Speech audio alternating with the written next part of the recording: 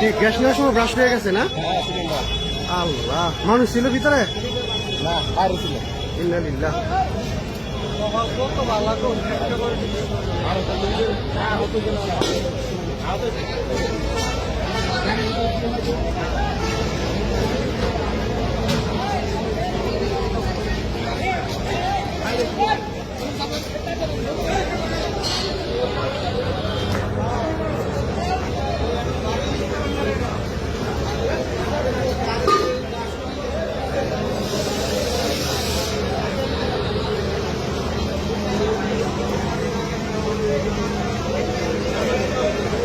বাইপেল petrol pump.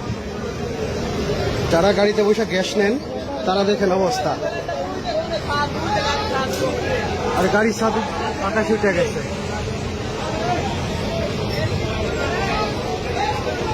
এই হয়েছে গাড়ির অবস্থা।